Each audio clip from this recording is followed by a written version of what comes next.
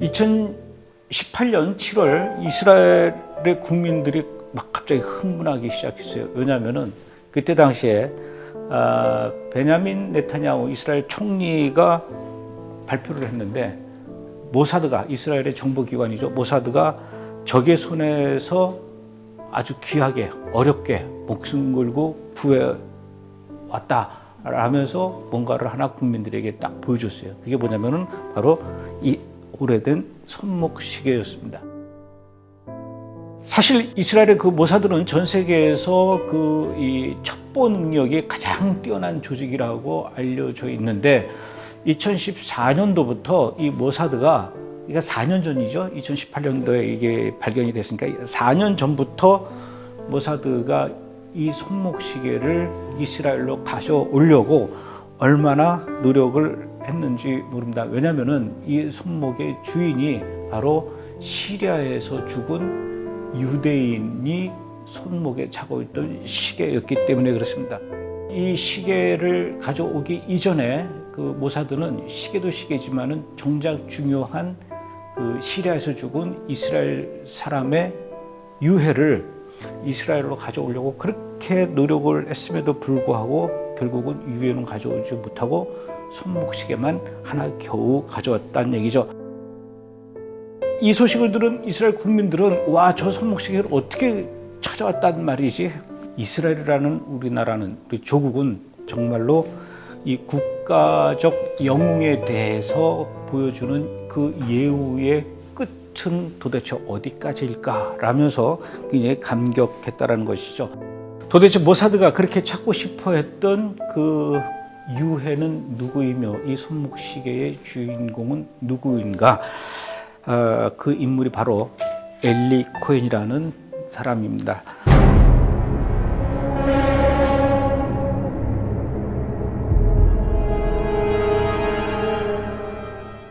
엘리 코헨은 세계 첩보사에서 빠뜨릴 수 없는 가장 위대한 스파이다, 이렇게 이야기하고요.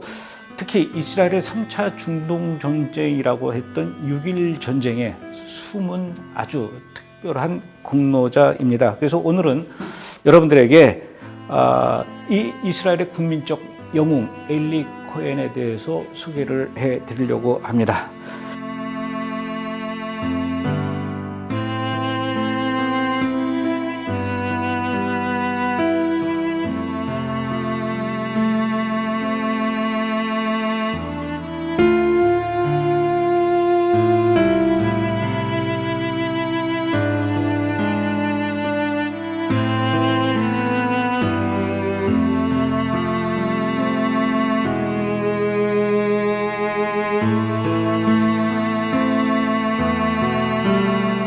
엘리 코헨은 1924년 이집트에서 태어난 유대인이었습니다. 그때 당시에 20대 때 이집트에 있던 다른 유대인들이 영국 군인들에게 체포돼서 처형당하는 모습을 보면서 이스라엘 독립을 위한 그런 이 꿈을 계속 키우면서 20대 젊은 청년으로서 이 민족애 그리고 이스라엘 국가를 생각하는 그런 마음을 계속 키워나갔던 그야말로 열렬한 시오니스트라고 이렇게 할 수가 있죠.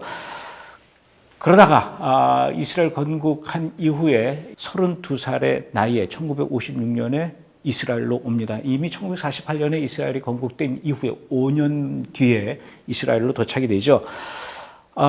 애국심도 뛰어나고 참 좋은데 한 가지 단점이 있는 게 너무 열정적이다 보니까 좀 정신이 없는 그런 사람이었습니다. 좀 덜렁거렸던 사람이죠. 그런데도 불구하고 결혼해서 아내와 함께 아주 행복하게 잘 살고 있었는데, 그 아내의 이름은 나디아라는 여인인데, 백화점에서 회계 업무를 맡아서 회계사 일을 하면서 월급을 받아서 아내에게 착실하게 갖다 주는 가장으로서 계속 살아가고는 있지만, 드디어 1960년의 어느 날 그렇게도 이 엘리 코헨이 꿈꿨던 나라를 위해서 할 수 있는 일 뭔가 없을까라고 했는데, 정말로 그의 바람대로 나라를 위해서 봉사할 수 있는 기회가 찾아옵니다. 바로 이스라엘의 모사드가 그 엘리 코헨을 계속해서 멀찌감치서 지켜보고 있었던 것이죠. 그때 당시에 이 이스라엘은 시리아 때문에 굉장히 골치가 많이 아팠습니다. 왜냐하면은 1960년대 당시에 갈릴리 호수 바로 북쪽에 골란 고원은 시리아가 점령하고 있었습니다. 시리아는 그곳에다가 꼭대기에다가 포대를 설치해서 높은 곳에서 아래쪽에 있는 갈릴리의 마을, 특히 이제 티베리아, 여기 갈릴리 호수 왼쪽에 건너편에 보면 티베리아스라는 이 유대인들이 사는 도시가 있고, 또 이 갈릴리 호수의 남쪽에 보면은 이스라엘에서 제일 먼저 생긴 유대인들의 키부츠 공동체 마을이 있었는데, 이 골란고원에서 시리아 포대에서 쏜 이 로켓포가 계속 떨어지니까 시도 때도 없이 이 이스라엘 국민들이 포에 맞아서 죽고 부상당하는 일이 굉장히 많았습니다. 민간인들의 피해가 이만저만이 아니었습니다. 그래서 도대체 저 골란고원 높은 언덕 위에 포대가 어디에 있는지 알 수가 없는 그런 상황에서 답답했죠. 근데 마침 미국으로부터 항공사진을 받게 되는데, 그 항공사진을 보면은 골란고원 위에 허허벌판인데 조그맣게 난 그 길로 이렇게 그 오른쪽에 보면 개미떼 같이 지나가는 게 있죠. 이게 다 그 군용 트럭과 곡사포를 실은 트럭입니다. 이 트럭들이 골란고원을 막 바쁘게 왔다 갔다 하는데, 그로부터 불과 몇 분 뒤에 찍은 사진을 보면은 없어졌어요, 다들. 도대체 길은 끊겨 있는데 이 트럭들은 어디로 갔는가? 이게 이스라엘로서는 정말로 미스테리였고, 이걸 알기 전에는 우리는 저 골란고원에서 날아오는 이 대포들을 피할 수 있는 방법은 없다.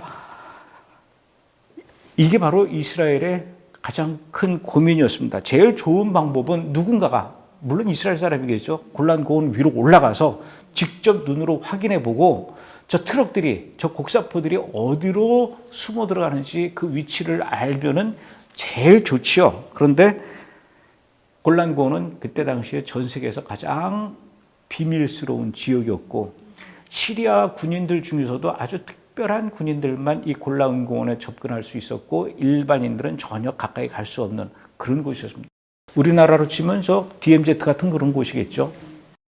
이걸 어떻게 해결할 수 있을까 이스라엘이 굉장히 고민을 많이 하는데, 특히 모사드는 그 해결 방법으로 누구를 떠올리냐면 바로 엘리 코헨이라는 그 유대인 남자를 떠올립니다. 왜 엘리 코헨을 생각을 했느냐? 이 엘리 코헨은 이집트에서 태어났기 때문에 아랍어를 잘해요. 특히 엘리 코헨의 부모는 또 시리아 출신이고, 그러니까 부모가 시리아 출신이기 때문에 어려서부터 시리아 이야기를 많이 들어서 시리아에 대해서 어느 정도 많은 정보를 갖고 있었고, 또 유대인이기 때문에 히브리어를 또 잘하고 애국심도 뛰어나고, 제일 중요한 것은 이집트에서 태어나서 살다 보니까 어떻게 보면 유대인 같기도 하고 어떻게 보면은 아랍 사람 같기도 하고, 거기다 아랍 말도 잘하고, 그런데다가 생긴 것도 아주 키 크고 잘생기면서 회계 업무를 했기 때문에 계산도 빠르고, 이미 이전에도 2번씩이나 모사드를 찾아와서 제가 조국을 위해서 뭔가 일을 할 테니 기회를 주십시오라고 했는데, 이 모사드에서는 받아주질 않았어요. 왜 안 받아줬냐? 모사드가 요원들을 뽑을 때는 철저한 원칙이 자원에서 오는 사람은 뽑지 않았다는 거예요. 왜냐면 누굴지 모르니까. 근데 이 엘리 코헨은 바보같이 저도 나라를 위해서 뭔가 하겠습니다라고 모사드를 찾아가서 있기 때문에 2번이나 요청을 했는데 거절을 당했던 거죠. 그런데 이제 가만히 보니까 이 엘리 코헨을 써도 될 것 같다라고 판단한 모사드가 이제 그 엘리 코헨을 만나서 다짐을 듣게 되죠. 조국을 위해서 일할 수 있겠나? 그랬더니 어떤 형태로든 조국을 위해서라면 전심전력 이 한 몸을 가루가 될 때까지 최선을 다하겠습니다 라고 이렇게 얘기한 거예요. 이게 된 거죠. 이때부터 이 모사드는 엘리 코헨을 세계에서 가장 뛰어난 스파이로 만들기 위해서 6개월 동안 강훈련 들어갑니다. 우선 총 쏘는 법을 배우는데,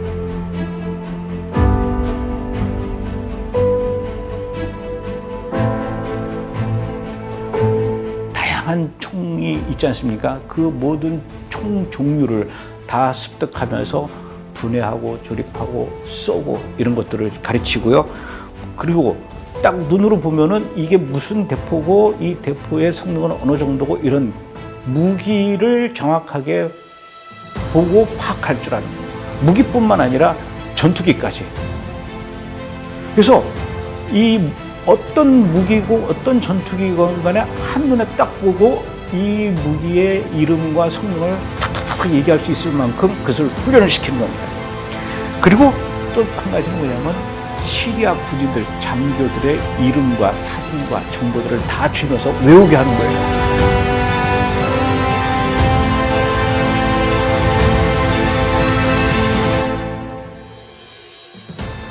한 번도 만난 적은 없지만 다양한 사진을 보면서 이 장교의 이름은 뭐고 키는 몇이고 식성은 어떻고 가족관계는 어떻고 성격은 어떻고 지금 하고 있는 일은 어떻고 이걸 다 외우기 시작합니다.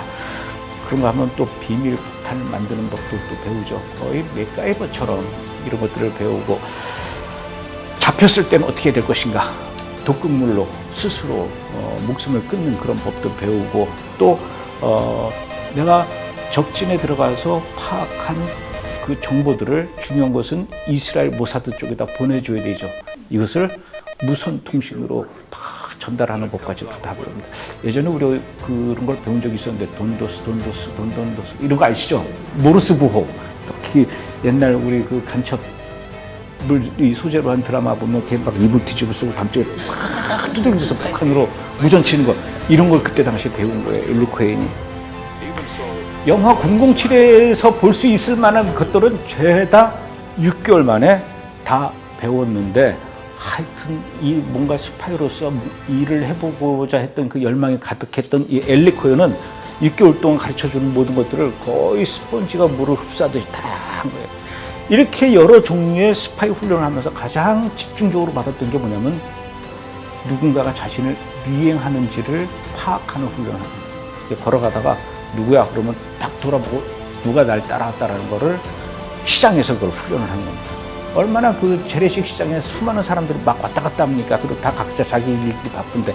근데도 그 수많은 군중들 속에서 특별히 누군가가 자기를 몇 미터 이상 따라왔다라는 것을 정확하게 찾아서 피하는 법을 또 훈련을 받아요. 이렇게 훈련을 다 마치는 동안에 또 모사드는 뭘 하냐면 이제 이 엘리 코헨의 신분을 바꾸는 일들을 합니다. 이름을 바꿔요. 이름을 카밀 아민 사베트. 이 사람은 이제 엘리 코헨이 아니라 사베트라는 이름으로 바꾸고 신분증 바꾸고 특히 부모님의 이 족보들을 다 또 바꾸면서 새롭게 알려주는 거예요. 그때 당시에 그 하도 여기저기 간첩들이 많으니까 누군가가 의심될 때 꼭 한 번씩 이 아랍 사람들은 물어보는 게 있어요. 네 아버님은 돌아가셨습니다. 아버님 무덤이 어디 있지? 무덤이 어디 있는지가 그렇게 중요하대요. 우리 아버님 무덤은 망우리 공동묘지 A구역 앞에서 세 번째 줄 오른쪽에서 두 번째 저희 아버지 무덤입니다. 그래? 그럼 바로 그걸 전해서 야 확인해봐라. 있답니다. 그럼 믿는 거예요. 이런 식으로 이거를 이 엘리 코헨이 다 이제 배우는 거죠. 그래서 이제 어느 정도 됐다 싶은 상태에서 6개월 만에 이 엘리 코헨은 사베트라는 이름으로 어디로 가게 됐냐면은 남미 아르헨티나로 가게 됩니다. 왜냐하면 그때 당시에 그 시리아 사람들이 아르헨티나 가서 많은 그 이민 생활하면서 거기에 시리아의 어떤 그 이 공동체를 형성할 정도로 시리아의 아르헨티나에 그 시리아 사람들이 많이 사는데 일단 그리 가는 거죠. 그래서 1961년 드디어 이 엘리 코헨은 아르헨티나로 가서 본격적인 스파이 생활을 시작을 하게 되는데 이미 그곳에 와 있던 다른 모사드 요원의 도움을 받아서 어떤 행사장에 이 엘리 코헨이 이제 사베트죠. 사베트가 초청받아서 갑니다. 전혀 그 이스라엘에서 살던 모습과는 다르게 코수염도 기르고 키도 크고 이렇게 해서 행사장에 갔는데 그 행사장이 어디서 벌어지는 행사였냐면은 아르헨티나에 있는 시리아 대사관에서 그 대사관에서 벌어지는 행사장에 들어간 거예요. 들어가서 악수를 딱 하면서 처음 사람을 만나게 되는데 그 사람이 누구냐면 바로 아르헨티나에 와 있는 시리아 사람으로서는 제일 높은 대사를 만나게 됩니다. 그 사람이 바로 아민 알 하피즈라고 하는 사람이죠. 만약에 시리아에서 어떤 정변이 일어나면 가장 큰 이 힘을 가지게 될, 권력을 가지게 될 인물이 바로 이 사람이에요. 이 사람을 만나서 드디어 사페트 엘리 코헨이 아주 결정적인 말을 합니다. 말을 잘해야 돼요. 이 스파이들도. 시리아에 살아있는 영웅 알 하피즈 장군을 만나게 돼서 영광입니다. 이렇게 얘기하니까 하피즈라는 사람이 감격을 한 거예요. 아니, 이 사람이 나를 알아보는구나.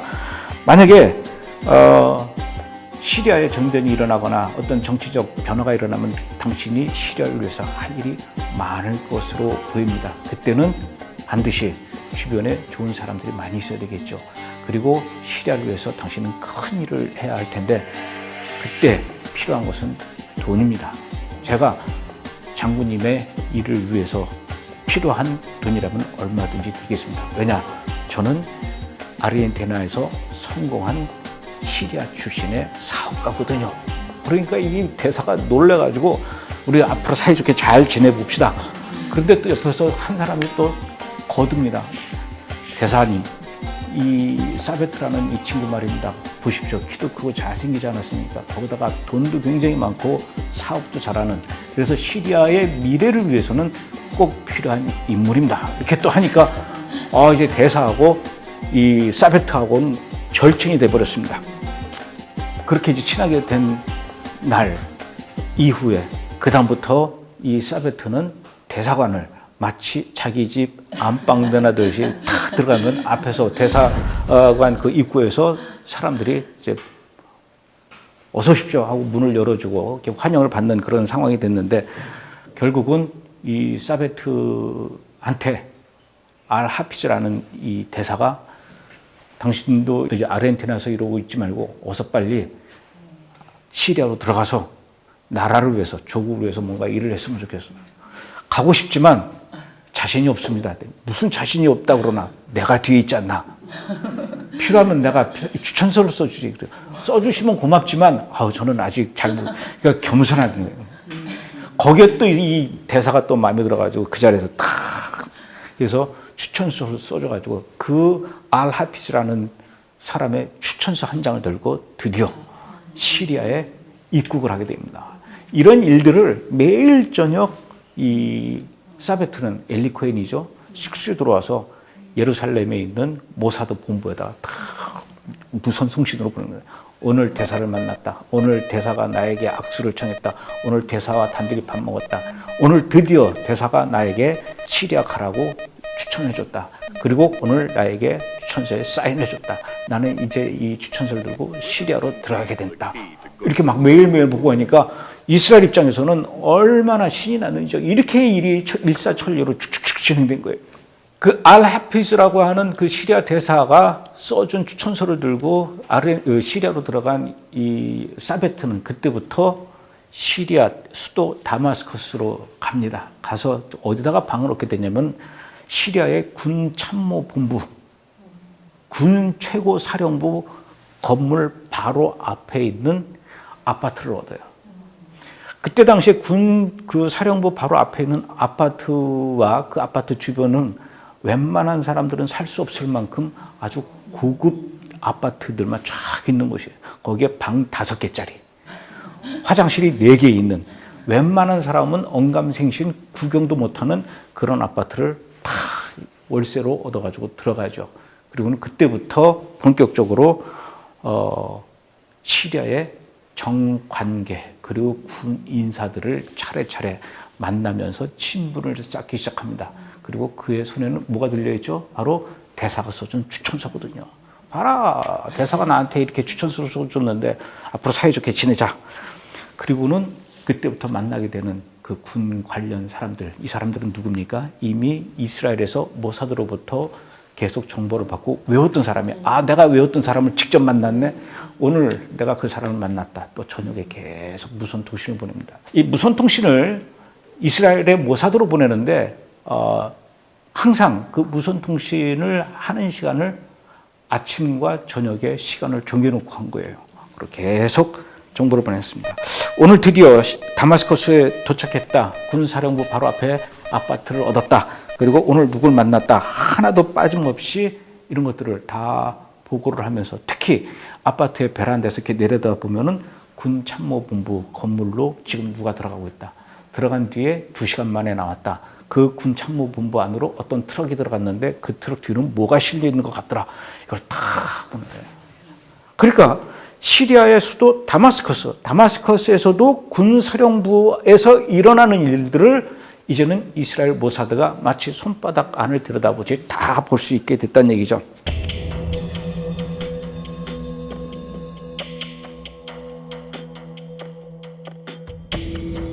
이제 모사드는 두려울 것이 없을 만큼 시리아에 대한 정보들을 이제 다 알게 됐는데, 무선 통신으로 보낼 때는 정보를 전달하는데 제한이 있었어요. 오늘 누구를 만났다. 이런 거밖에 없잖아요. 어떤 무기가 들어갔는데 그 무기가 들어가는 모습을 자세하게 설명해 줄 수가 없었어요. 그럴 때는 사진도 찍고, 또 그 군사령부 안에도 들어갈 수 있게 돼가지고 그 군사령부에서 알게 된 어떤 비밀 이 서류들을 또 카메라로 찍어가지고 사진으로 확보하기도 하고, 이거를 이스라엘로 보내야 되는데 어떻게 보냈냐면은, 이 사베트라고 하는 스파이가, 간첩이 그냥 하는 일 없이 맨날 이렇게 사진 찍고 돌아다니고 사람 만나고 그러면 안 되니까 사업을 하는 사람으로 행세를 합니다. 어떤 사업을 하냐면 시리아 다마스쿠스 그 재래시장에 가가지고 거기서 골동품을 사고 또는 가구를 사서 유럽으로 수출하는 일을 하는 거예요. 그래가지고 물건을 이제 사갖고 오면은, 예를 들어서 여러분들이 안고 있는 그런 의자 같은 것들을 사갖고 오잖아요. 그러면은 이 사베트는 호텔 방에서, 자기 아파트 방이죠, 거기서 그 의자를 다 분해가지고 의자 다리 속을 파는 거예요. 그래서 구멍을 만들어서 그 속에다가 사진과 설계도와 서류들을 마치 담배처럼 똘똘똘 말아가지고 그 속에다 집어넣고 의자를 다시 딱 조립해서 신문지에 포장해가지고 유럽으로 수출을 해버리면, 그 수출되는 의자를 유럽의 가구상이 받는 게 아니라 누가 받을까요? 모사드 요원이 받는 거죠.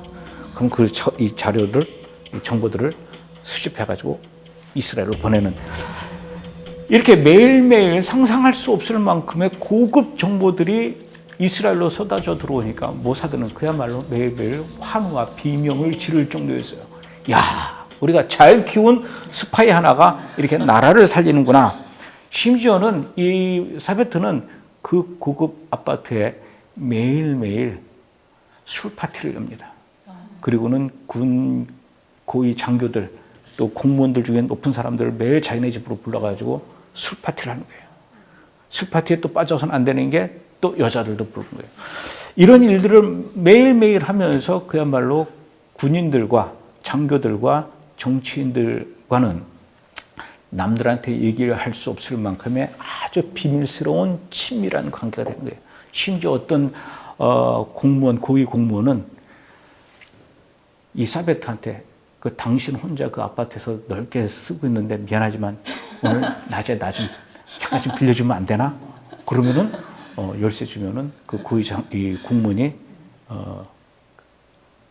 연인, 애인, 불륜 대상을 데리고 거기 가가지고 이제 방을 빌려서 쓰고, 그렇게 하는 동안에, 방을 쓰고 있는 동안에 이 사베트는 어디로 가냐면 그 고위 공무원의 사무실로 가서 책상 위에다 다리 얹고 기다리고 있는 거예요. 기다리는 동안 가만히 있겠습니까? 서랍 열어서 정말 극비 서류들을 다 사진으로 찍어서 또 이제 이스라엘로 보내는데, 지금 어디에 어느 루트를 통해서 어떤 소련제 무기가 들어오고 있다, 얼마나 들어오고 있다, 이런 것들을 또 다시 또 다 그 이스라엘의 모사드한테 보내고, 행복한 시간이 계속 이어졌는데 문제는 이스라엘에서 모사드 안에서 이제 난리가 났습니다. 이거 그만 시켜야 된다. 불안하다. 왜냐, 너무 고급 정보가 많이 들어오니까. 아니다, 이거 어떻게 해서 얻은 기회인데 이거를 여기서 중단하느냐. 우리는 더 이 정보를 빼낼 때까지 이 엘리 코헨을 더 활용해야 된다. 아니다, 이러다 엘리 코헨 잡히면 큰일 난다. 그만 시켜야 된다. 그러던 오늘 날 저녁에 사베트라고 하는 그 엘리 코헨, 이 스파이가 술집에서 어떤 아주 술에 취해가지고 개망나니 짓을 하고 있는 젊은 군인을 만나게 됩니다. 이 군인 이름이 마지라고 하는 이 육군 대위인데, 이 육군 대위가 술만 먹으면 개가 되는데 왜 이러냐면 자기 삼촌을 믿고 그렇게 아주 개망나니가 되는데도 아무도 그 개망나니 짓을 말리지를 못하는 거예요. 왜냐? 삼촌이 바로 시리아 군 참모총장이었거든. 그거를 알고 이 사베트 엘리 코헨이 그 마지 대위 젊은 친구하고 술을 같이 먹으면서 친구가 되죠. 그러면서 이 엘리 코헨이 뭐라고 얘기하냐면, 나는 이 시리아 군인들을 정말 한심스럽게 생각한다. 맨날 이스라엘하고 전투해도 두들겨 맞고 전투력도 없고 작전도 없고 특히 이 무기도 엉터리고 막 그렇게 얘기를 해요. 이 얘기를 들은 그 마지 대위라는 사람이, 그래서 나는 군인인데 군인 앞에서 지금 시리아 군인을 막 욕보는 얘기를 하거든요. 여기서 이 마지가 또 이제 뚜껑이 열려가지고, 무슨 소리 하고 있어? 지금 우리 시리아 군인들이 얼마나 지금 무기들을 많이 갖고 있는지 알아? 그러면서 막 자랑을 하는 거예요. 근데 왜 맨날 골란고원에서 저 이스라엘 군인들한테 시리아가 두들겨 맞고 힘도 못 쓰고 그러냐고 그러더니, 무슨 소리 하냐? 이 골란고원에서 지금 우리가 얼마나 이스라엘을 향해서 맨날 이 미사일도 날리고 로켓포도 쏘고 이스라엘 군인들은 얼마나 많은 피해를 주는데 그 난 믿을 수 없다. 그럼 내가 데려갈게. 그래서 드디어 이 엘리 코헨 사베트는 이 마지 대위의 안내를 받고 호의를 받으면서 아무도 갈 수 없고 특히 민간인들은 더더욱 접근할 수 없는 그 골란고원까지 가게 되죠. 자, 이게 골란고원에서 마지 대위와 사진을 찍은 엘리 코헨입니다. 가운데 있는 사람이 엘리 코헨이고요. 오른쪽에 있는 사람이 그 문제의 마지 대위입니다.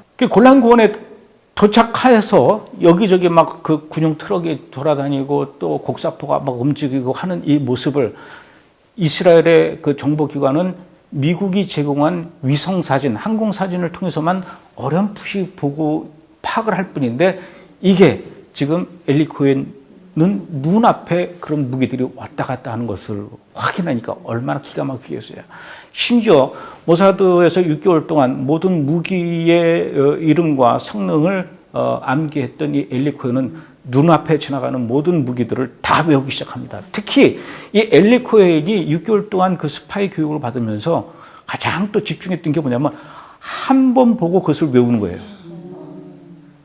펼쳐진 서류를 한 번에 쭉 보고 그걸 다 외우는 겁니다. 그리고 저녁에 집에 가서 그걸 막 복귀하는 거예요. 이것을 집중적으로 훈련을 받았기 때문에 눈앞에 무기가 지나가는 걸 딱 보고 뭐가 지나가는 애를 머릿속에다 외우고 그날 저녁에 또 무선으로 내가 오늘 어디 갔더니 골란고원에 이렇게 있더라. 이렇게 이스라엘로 정보를 보내기 시작하죠. 그리고는 그 문제에 오솔길에 그 군용 트럭이 지나가다가 어느 순간 사라졌는데 그 사라진 끝에 터널이 있다는 것을 알게 되죠. 그리고 그 터널로 들어가면 저 멀리 갈릴리 호수와 호수 옆에 있는 그 유대인 마을이 한눈에 보이는 지하 벙커가 거기 만들어져 있다는 것을 알게 됩니다. 그런데 그런 지하 벙커가 한두 개가 아니라 수백 개를 파놨다는 것을 엘리 코헨이 알게 됩니다. 근데 엘리 코헨이 그 지하 벙커를 보면서 또 하나 아주 놀라운 사실을 알게 돼요. 그 뭐냐면, 얼마나 그 더운지 그 골란고원이, 특히 여름에는 그 한낮에 뜨거운 태양을 내리치는데 골란고원은 아무것도 없고 그냥 허벌판이에요. 벙커도 다 지하 속에 있는 거예요. 그런데 시리아 군인들이 그 벙커에 들어가 있는 군인도 있지만 대부분의 군인들이 벙커 밖에서 그 뜨거운 태양에 노출이 된 채로 더위에 허덕거리고 있는 모습을 보게 됩니다. 그래서 이 엘리 코헨이 뭐라고 얘기하냐면, 마지 이 대위한테, 아니 어떻게 이 시리아의 자랑스러운 군인들을 이렇게 뜨거운 그 태양빛, 이 태양열 앞에서 밑에서 이렇게 고통스럽게 내버려둘 수가 있습니까? 그렇다고 시리아 정부에 돈도 없는데 얘네들을 위해서 우리가 차양을 만들어줄 수는 없지 않습니까? 또 마지 대위가 이렇게 얘기해. 그러지 말고 여기다가 나무를 심으십시오. 골란고원에서 가장 잘 자랄 수 있는 나무가 유칼립투스라고 하는 그 나무인데 그 나무를 여기다 심으면은 우리 그 자랑스럽고 미래를 이끌어갈 이 시리아의 젊은 군인들이 유칼립투스 나무 밑에서 쉬면서 체력을 보충하고 또 전투가 일어났을 때 얼마든지 총을 쏠 수 있게 해줘야 될 거 아닙니까? 근데 나무를 살 돈이, 야, 나무 살 돈이 없으면 내가 사업하는 사람이니까 내가 이 시리아의 젊은 군인들을 위해서 모든 벙커 위에다가 나무를 심을 수 있도록 돈을 내겠습니다. 당신이야말로 정말 시리아 조국을 위해서 헌신하는 사람이군요. 고맙습니다. 그리고 그날 저녁에 또 이 엘리 코헨은 무사들에게 막 연락합니다. 시리아 돈으로 60만 파운드를 보내줘야 되겠다. 왜? 골란고원에 나무를 심어야 된다. 아니 당신 보고 스파이를 하라 그랬더니 무슨 나무를 지금 나무 심으러 가냐고. 그래도 뭔가 이유가 있으니까 보내라는 건가 보다 해가지고 또 모사드는 아 이거 간첩 하나 이거 잘못 보냈다가 지금 돈이 계속 들어가는 거예요. 고급 아파트 샀죠. 또 거기서 매일 밤 술 파티 열리죠. 또 이 사람이 사업하는 사람으로서 있어 보이게 행사를 내면 옷도 아주 고급 옷을 입어야 되고 안경과 라이터와 손목시계가 이런 것들이 전부 다 그냥 시장에서 사면 안 되고 다 이게 명품으로만 써야 되는 거예요. 그래서 그때 샀던 이 시계가 고급 시계였던 거예요. 그런데 이제는 골란고원에 나무까지 심어야 된다고 돈을 보내달라고 그러니까 할 수 없이 돈을 보내주긴 했지만 이게 굉장히 중요한 역할을 하게 됩니다. 그런데 그때쯤에 아르헨티나에서 만났던 그 대사 알하피즈라는 사람이 시리아로 와요. 와가지고는 사베트를 연락하죠. 만납시다. 왜냐면 이 대사는 아르헨티나에 있으면서도 지금 시리아에서 이 사베트라는 자기가 추천서를 써준 사람이 얼마나 거기서 많은 정치인들과 군인들과 관계를 좋게 맺으면서 점점 시리아에서 중요한 역할을 하고 있다는 것을 알고 있었거든요. 그래서 이 사람이 시리아로 오자마자 사베트라는 사람을 만납니다. 만나고는 부탁을 해요.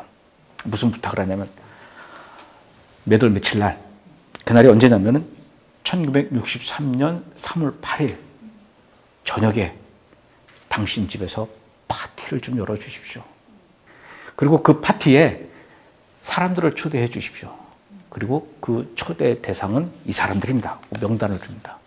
그 명단을 보니까 다 누구냐면은 시리아의 장교들, 장군들, 그리고 정치인들 죄다 불러서 사베트의 방 5개짜리 최고급 아파트에서 파티를 그야말로 시리아를 들었다 놨다 할 수 있는 사람들만 죄다 불러 모아가지고 파티를 여니 이 엘리 코헨 입장에서 얼마나 또 돈을 많이 써야 됩니까? 그러나 그거 아끼지 않고 쫙 파티를 여는데 거기다가 줄줄이 남자 수대로 여자를 부르고 그리고 그날 저녁에 그냥 밤새도록 이 세상에서 더 이상 추억할 수 없을 만큼의 아주 이 난장판의 파티가 계속 진행되죠. 바로 그 순간 아르헨티나에서 온 알하피즈 그 대사가 자신의 부하들을 이끌고 군 참모 본부로 들어갑니다. 물론 그 들어가는 그 순간 그 입구를 지키고 있던 시리아 군인들을 전부 다 총으로 사살을 하고 죽이죠.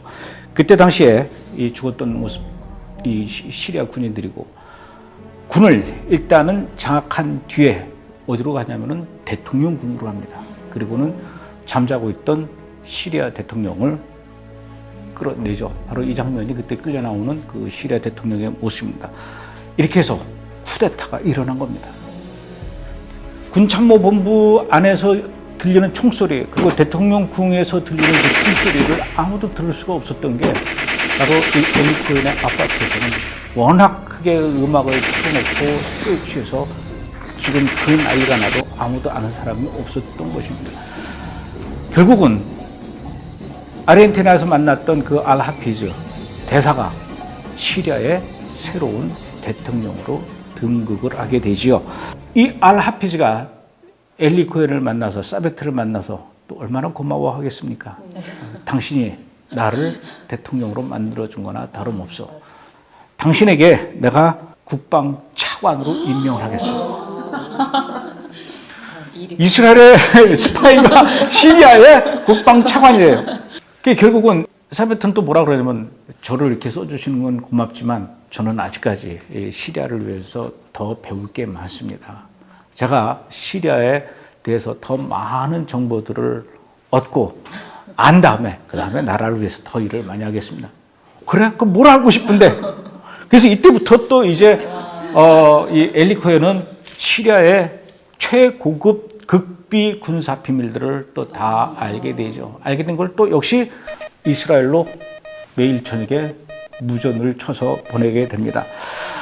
근데 그 국방차관으로서 이 사베트라는 사람이 아주 엄청난 비밀 프로젝트를 알게 돼요. 이것을 몰랐다면은 그야말로 이스라엘 국민 전체가 존립의 생존의 위협을 받을 만큼 엄청난 큰 프로젝트를 알게 된 거예요. 그 프로젝트는 뭐냐면은 바로 이스라엘의 국민들이 사용하고 있는 그 물 중에 3분의 1은 갈릴리 호수의 물을 끌어다 씁니다. 그러니까 갈릴리 호수의 물이 마르게 되면은 이스라엘 국민들은 물이 없어서 죽을 수밖에 없는 상황이 되는 거죠. 끔찍한 일이 벌어지는 겁니다. 그래서 갈릴리 호수에는 늘 어느 정도 이상의 물이 있어야 되는데 그 갈릴리 호수의 물은 어디서 오느냐? 바로 골란 고원 저 끝에서 강을 따라서 이 갈릴리 호수로 들어오는데 그 물의 시작이 수원이 바로 시리아 땅이에요. 그러니까 시리아에서 시작된 물이 레바논 땅을 거쳐서 갈릴리 호수로 들어가는데 이 물줄기만 막으면 갈릴리 호수는 물이 말게 되는 거죠. 그래서 이 공사를 하고 있는데 이 공사를 진행하는 비밀 프로젝트를 진행하는 인물이 누구냐면은 사우디아라비아의 아주 돈 많은 건설 재벌 모하메드 빈 라덴이라는 사람입니다. 이 빈 라덴은 누구냐면은 나중에 9.11 테러를 일으켰던 오사마 빈 라덴의 아버지입니다. 이 모하메드 빈 라덴이라는 사람이 이 시리아의 물줄기를 갈릴리 호수가 아닌 요르단 땅으로 돌리는 공사를 진행하고 있다는 사실을 알게 되죠. 큰일 났어요. 이걸 아직도 이스라엘이 모르고 있어요. 왜냐? 워낙 비밀리하고 있었기 때문에. 그날 저녁에 또 열심히 무전 쳐서 큰일 났다. 지금 모하메드 빈 라덴이라는 사람이 갈릴리 호수로 들어가는 그 물줄기를 요르단으로 돌리는 그 공사를 지금 시작을 하고 있다. 그러니까 이스라엘의 모사드도 이 사실을, 이런 귀한 정보를 알게 되니 그 다음에 어떻게 될까요? 이 공사를 당장이라도 중단하도록 이스라엘의 전투기들이 골란고원에 날아가서 공격을 하는 수밖에 없습니다. 이미 그런 작전을 다 짰어요. 안 되겠다. 저 공사를 중단시켜야 된다. 근데 또 모사드가 여기서 브레이크를 겁니다. 큰일 난다. 지금 워낙 이 프로젝트가 비밀 프로젝트라서 아는 사람이 별로 없는데 이것을 이스라엘이 알고 공격을 하게 되면은 이 정보가 누구한테서 잘 나갔는지를 찾게 될 것이고, 그렇게 되면 우리의 국민적 영웅, 간첩, 스파이인 엘리 코헨이 굉장히 위험하게 되니까 지금은 당장 공격하면 안 된다. 아니다. 이거 계속 내버려 두면 물줄기 돌려주면 어떡할 것이냐. 이거 가지고 또 한바탕 소란이 일어나죠. 그러는 와중에 이 엘리 코헨은 굉장히 지치기 시작합니다. 스파이로서의 삶. 특히 엘리 코헨한테는 누가 있어요? 부인이 있어요. 또 부인에게서 나온 아들이 있어요. 너무 부인도 그립고 또 아들도 그리운데 시리아에서의 삶은 좋지만 좋으면 좋을수록 점점 더 불안해지는 거예요. 이거 어떻게 해야 되나? 어디까지 가야 되나? 이러다가 시리아의 대통령이 나를 국방장관에 덜컥 앉히게 되면 나는 어떻게 해야 되나? 그야말로 번민의 나날들을 보내죠. 꼬리가 길면 밟히는 법입니다. 매일 밤 일정한 시각에 방 안에서 돈도스 이렇게 무선 통신을 보냈던 그 엘리 코헨. 근데 이상한 일이 생기기 시작해요. 무슨 일이 생기냐면 그 무전 칠 때마다 그 동네에 이상한 전파가 잡히는 거예요. 지지지지.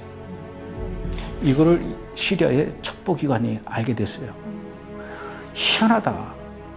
시리아의 고급 군 정보와 이런 것들이 어떻게 실시간으로 이스라엘이 알게 될 것이며 분명히 여기는 누군가가 스파이가 있는데 이 스파이가 어떻게 이스라엘로 그것을 보낼 수 있을까 그랬는데 아침 8시와 저녁 8시만 되면은 요 군참모본부 앞에 쪽에서 지직거리는 전파 방해가 일어난다는 걸 알고는 어느 날 그 군참모본부 앞쪽 마을의 전기를 다 꺼버렸어요. 무서워. 암흑속이 됐는데 그것도 모르고 엘리 코헨은 또 그날 알게 된 정보를 이스라엘에 던져서 보내. 열심히 보내고 있는 그 순간에 갑자기 그 아파트의 문을 걷어차면서 시리아의 첩보 부대가 들어오면서 이 엘리 코헨은 현장에서 그대로 체포되고 말았죠. 그게 1965년도에 일어난 일입니다. 그러니까 1960년도에 아르헨티나로 갔다가 5년 동안 스파이 생활을 하다가 결국은 5년 만에 그 스파이의 꼬리가 잡히면서 종지부를 찍게 되죠. 이런 범인을 잡고 난 뒤에 가장 충격을 받은 사람은 누굴까요? 시리아의 대통령이었어요. 가장 믿었고 가장 신뢰했던 친구인 사베트가 바로 유대인이었고 이스라엘의 모사드가 보낸 스파이라는 사실을 알고는 너무나 큰 충격을 받았습니다. 이 사람이 대통령으로서 얼마나 민망스럽고 국민들에게 미안했으며 또 자기에게 다가올 정치적 공세에 큰 빌미를 제공했다라고 생각이 된 거죠. 첩보 기관에 끌려온 이 사베트, 엘리 코헨은 그때부터 온갖 고문을 다 당합니다. 그래서 이 시리아 쪽에서는 오히려 이 엘리 코헨을 두고 사베트를 두고 오히려 역으로 정보를 잘못 보내서 이스라엘의 정보를 뽑아내는 일을 해야 되겠다라는 생각으로 다시 또 보내게 합니다. 그래서 고문을 당했는데 온몸이 거의 만신창이가 되면서 특히 10개의 손가락 밑에 있는 그 손톱을 다 뽑는 그런 끔찍한 고문을 당하면서 그 피로 물든 손으로 또 무선송신을 치는데 무선송신을 치는 그 내용이 모사드와 이 엘리 코헨과 서로 약속했던 글 보내는 거예요. 이 내용은 뭐냐면은 예전과 똑같이 이스라엘로 모사드로 정보를 보내는 척하지만 사실은 이 무선 송신에는 나는 체포되었다라는 것을 알려준 거죠. 그 정보를 받게 된 또 이스라엘 모사드는 그야말로 발각 뒤집혔죠. 원래는 그렇게 스파이가 발각이 되고 잡히게 되면은 그다음부터는 연락을 끊고 우리하고는 전혀 상관없는 일이다. 우리는 모르는 사람이다. 이래야 되는데 그게 아니고 이 엘리 코헨에 대해서만큼은 이 모사드와 이스라엘 정부가 전부 다 들고 일어났습니다. 이스라엘 정부는 엘리 코헨을 배반하지 않으려고 한 거죠. 외면하지 않고 모른 척하지 않고 그때부터 엘리 코헨을 구하기 위한 모든 노력들을 총동원합니다.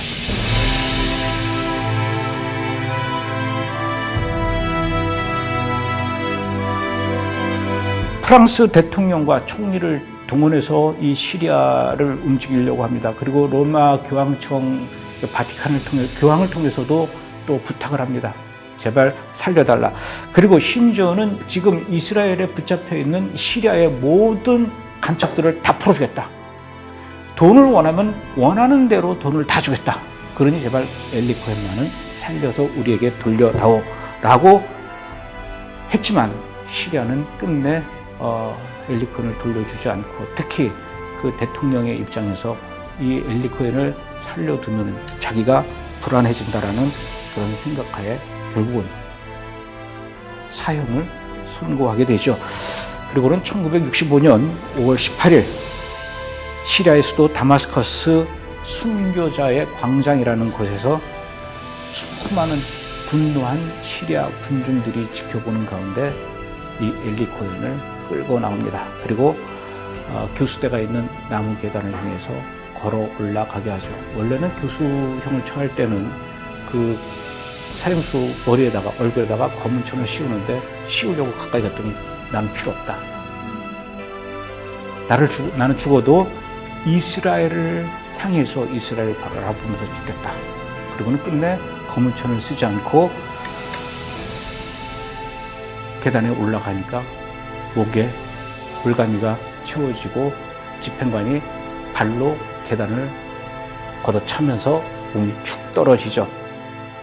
그렇게 엘리 코헨의 시신은 6시간 동안 그 순교자의 광장에 걸렸습니다.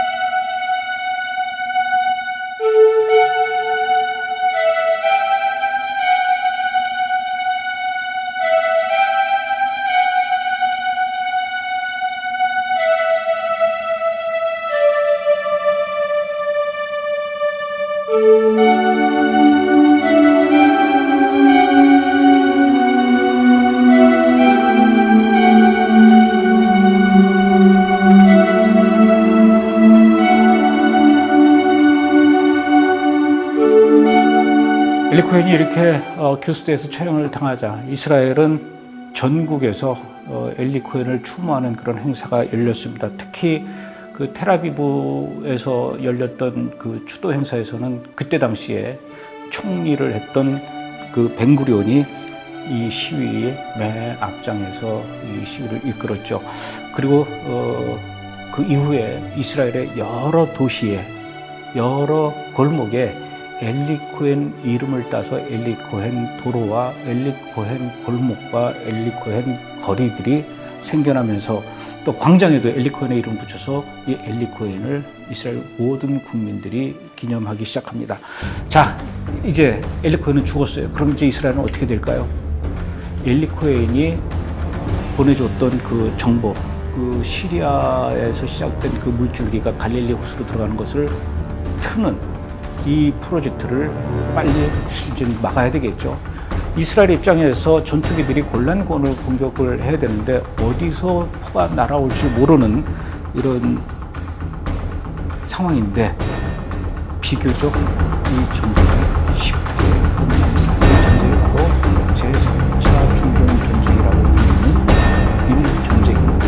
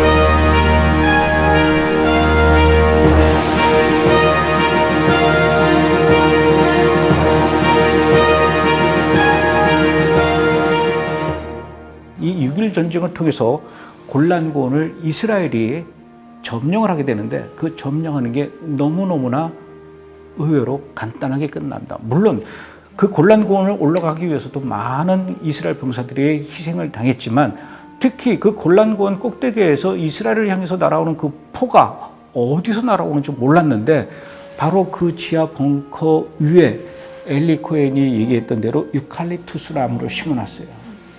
그래서 이렇게 지하 포대 벙커 위에 유칼립투스를 나무를 심어놨기 때문에 이스라엘 전투기는 이제부터는 굳이 지하 벙커를 찾지 않아도 허벌판에 여기저기 드문드문 심겨진 유칼립투스 나무만을 향해서 공격을 하면은 지하 벙커가 파괴가 되는 이런 비교적 손쉬운 작전을 하게 된 거죠. 이게 그때 당시에 그 시리아의 지하 벙커 바로 옆에 심겨진 유칼립투스 나무입니다.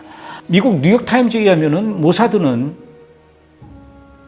시리아의 수도 다마스쿠스에 있는 순교자의 광장에서 숨진 이 엘리 코헨의 시신을 찾기 위한 노력을 계속했지만 그 광장에서 관에 실리고 어디론가 사라진 뒤로부터는 이 엘리 코헨의 시신의 위치를 아는 사람은 아무도 없다는 겁니다. 만약에 이스라엘의 모사드가 이 엘리 코헨의 시신을 찾으러 올 것이 분명하다라고 생각했던 이 시리아 사람들이 그의 시신을 여러 번 옮기면서 숨겼기 때문에 지금도 어디에 있는지 그것을 알 수가 없지만, 모사드의 끈질긴 노력 끝에 그때 당시에 이 엘리 코헨의 처형식에 참가했던 몇몇 시리아 사람들을 알게 됐고, 그 사람들을 통해서 이 엘리 코헨이 마지막 순간까지 자고 있었던 그 시계의 위치를 찾아내는 데 성공을 했다는 얘기죠. 이스라엘의 첩보기관인 모사드는 그 일이 있고 난 뒤 지금이 약 57년이 지났음에도 불구하고 손목시계뿐만 아니라 더 많은 엘리 코헨의 흔적을 찾기 위해서 계속 노력하고 있으며, 최후에는 결국은 어디에 있는지는 모르지만 엘리 코헨의 시신을 반드시 찾아서 이스라엘로 가져오겠다라고 약속을 하면서 온 정부력을 총동원하고 있다는 얘기죠. 사방이 이렇게 적으로 둘러싸여 있는 그런 작은 나라, 그러면서도 오히려 그 주변 국가들을 너끈히 제압하고 있는 이스라엘의 힘은 바로 이렇게 이스라엘을 위해서 몸바친 사람이 있고, 그 사람을 향한 이 예우를 갖추는 이스라엘 민족, 이스라엘 국가, 이런 데서 나오는 것이 아닐까 이렇게 생각이 됩니다. 만약에 여러분들이 이스라엘을 가시게 되면 갈릴리 호수를 방문하게 되겠죠. 그 갈릴리 호수가 지금은 얼마나 아름답고 평화로운 곳입니까? 우리가 그곳에서 예수님의 마음과 예수님의 얼굴을 그리워하고 깊은 묵념에 빠질 수 있게 되는 것이 바로 그 갈릴리 호수인데, 그 갈릴리 호수에서 우리가 예수님을 만날 수 있도록 골란고원을 이스라엘로 되돌려 놓게 되는 가장 결정적인 역할을 했던 사람, 엘리 코헨이라는 인물을 여러분들이 갈릴리 호수에 가게 되면 한 번쯤 기억을 해 주셨으면 좋겠습니다.